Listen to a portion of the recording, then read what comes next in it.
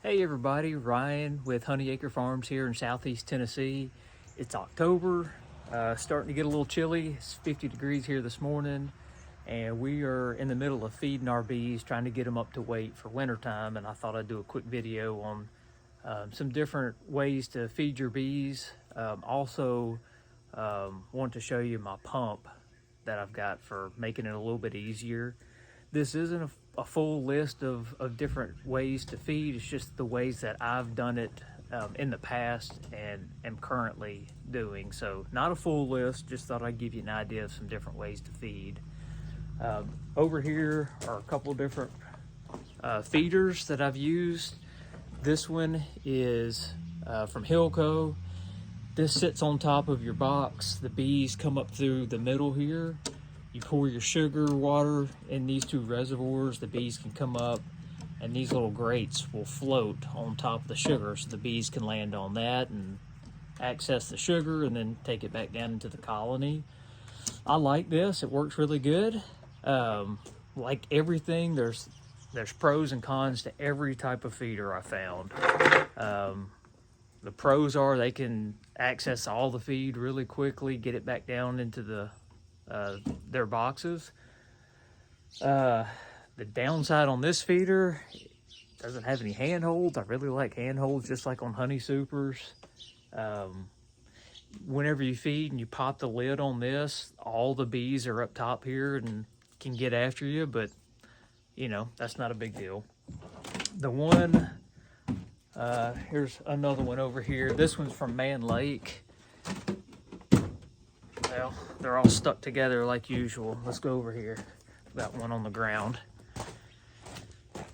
This one here is from Man Lake. It's similar. It sits on top of your boxes. The difference is it's got this hardware cloth here, so they come up through the middle and then they climb down the inside of this hardware cloth and access the sugar that you filled up in each reservoir.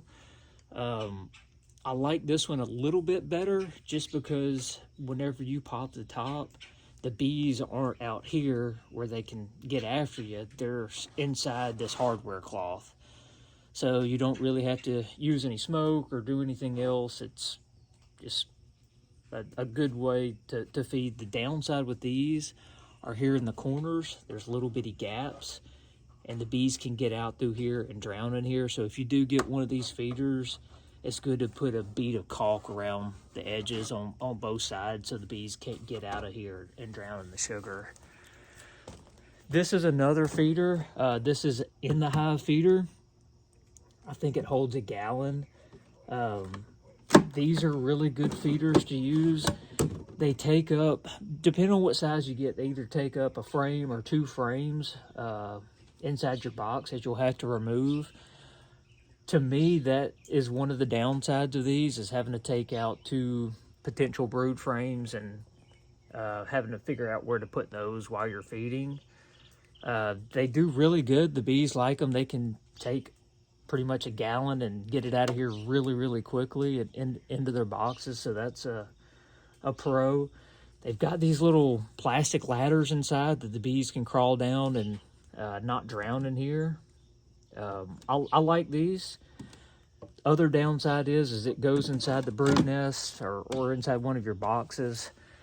You know, so you have to use smoke and lift all the lids and do all that. Here recently, as I've grown, I've gone to a little different feeding method, something that's just easier and more efficient for a lot of colonies. It's got pros and cons with it too. But it just happens to be what works best for me right now, and that's bucket feeding. So I've got 1 gallon buckets. They've got these little tent plugs on top and drill holes in the tent plug, and then you've got your lid. It's a migratory cover with a hole in the top, and you'll take your 1 gallon bucket, fill it up with, pull the lid, fill it up with sugar water, and then turn it over on top of your colony like that. The pro with this method is You don't have to pop the whole lid to get inside the colony. You can just pull up to the colony, flip it over like that, put it over the hole so the bees aren't pouring out, pop that, fill it up, flip it back over, and move on to the next one. So it's really, really quick. The downside is because it's not inside the boxes, the sugar water in here doesn't stay warm all the time, so they don't, on these cold days, they won't go after this till midday whenever the sugar starts to warm up a little bit. But it's very, very quick and efficient as far as feeding a bunch of colonies. And we'll go around the back of the building. I'll show you my pump. All right, behind me here is my pump system for feeding bees. I want to give credit where credit's due. I stole this idea from Bruce Jenny with Bruce's Bees. He's got a really good video that'll be better than this one on how to put this together, but he's got a great channel. You definitely need to check it out. Before I had this pump system, I was taking 5-gallon buckets, filling them up with sugar, putting in warm water, and then using a drill with a paint stirrer on the end to mix it. And that did work. It just took forever. So I needed something that was quicker, and this is super quick. So I've got a 275-gallon water tote back here, connected to a 2-inch trash pump that I got at Northern Tool. I think I got the tote off of Facebook Marketplace it was used for $100. And the trash pump, Northern Tool had a couple different ones, and the salesman talked me into this one. It's around $350. They had a much cheaper one, but he said it was junk, so I ended up with this one, and it's worked really well so far. So basically what I do first is pop the lid on here, fill up the tank with however much water I need, and then I'll take 25-pound bags of sugar and dump them in here while this is mixing. So got these hard lines here. Definitely get the hard ones. The soft ones that you use with trash pumps would not work with this. So make sure and get these hard ones. I got this off of, I think I got it off of Amazon. It was, I think, a 25-foot section, and I just cut the lengths that I needed. So down here, a friend of mine at Ace Hardware helped me with the PVC part of this. So I've got the trash pump and then a bunch of different PVC fittings here. And I'm gonna get close here so y'all can take a look and maybe try to replicate what I've got going here.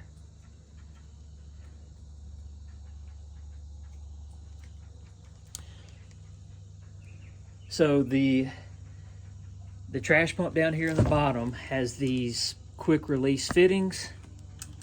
That's just to make this easy to pop on and off. Definitely recommend the quick release fittings. I also got these at Northern Tool.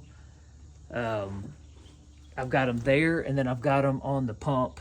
I don't know if you can see it right there as well, so I can pop this little short hose off really quickly.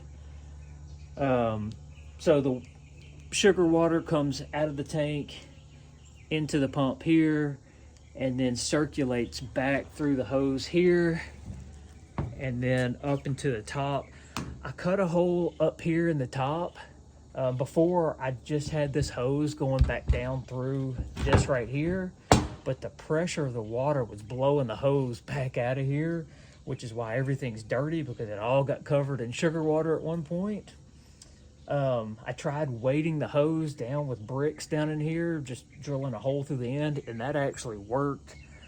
But because this lid was open, tons of bees were getting in here and drowning and making a mess. So I drilled a hole in the top here, and then I've got a male and female fitting. I can't really show you underneath in here, but there's a fitting underneath that's kind of holding this all together and in place. And I put this at the very back of the tank. That way, when this water circulates back through, it's at the back of the tank, and the water's pushing the sugar water all the way through. So anyways, I fill it up with sugar, water, cut it on, water and sugar circulates through, and in about 15 minutes, it's all mixed up. So I'm not having to do anything by hand. Once it's all mixed up, I've got this other hose that comes off with a little gas handle pump at the end, and I can just take it and pop the lids on these buckets, fill it up, just one after the other, super quick. I did have a really long hose on here so that I could take this whole trailer to bee yards and just pull off a 100-foot hose and go down the line. I even had this nice swivel hose reel mounted to my trailer here. That worked really well, except for these little brass fittings have super small holes. And I had enough bees inside my tank here that they ran all the way through the system and got stopped up in those little tiny brass fittings and built up so much pressure in my system, I blew these PVC fittings, and once again, sugar water went everywhere. So make sure that you don't have any screens on any of your little small hoses. And if you do use some type of a reel, make sure that all the little brass fittings have big enough holes for if you do get bees in your system, that they'll pass through without clogging it up, and that will keep you from blowing all your fittings. Another thing, these trash pumps are really powerful. You don't need to run them on full steam. Once you crank it up, maybe half, turn the throttle down to halfway, 50%, and that's plenty to run the system, maybe even more than enough. So I'm gonna put the phone down real quick and get this started, and then I can just kind of show you how it's circulating. Another thing that you'll want to do is put it on some type of a trailer, or if it's on flat ground, that works too. Just make sure and raise up the back side of it so that the water here on the front, it's just where it's deeper here on the front. If you've got it completely flat, once you get down really low, it has a hard time pulling through there. So just make sure and raise the back side up so that all the water flows downhill towards the pump side. Hang on one second, I'm gonna crank it. All right, it's a little bit loud, but hopefully you'll be able to hear me. I've got it cranked up. Maybe you can see down in there, you can see the water pumping back there at the back.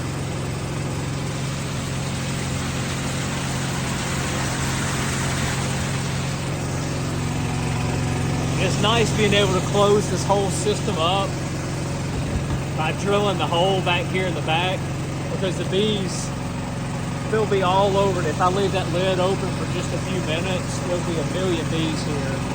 Sometimes it's good to fill up all your feeders at night if you're in a dearth, because it can turn into robbing frenzy during the daytime.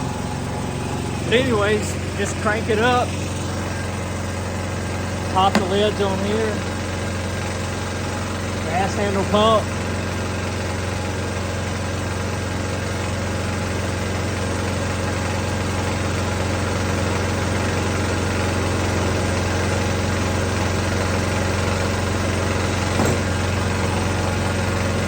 And you're ready to go. If you have any more questions about anything specifically, just leave it in the comments and I'll do my best to answer all those questions. Thanks a lot.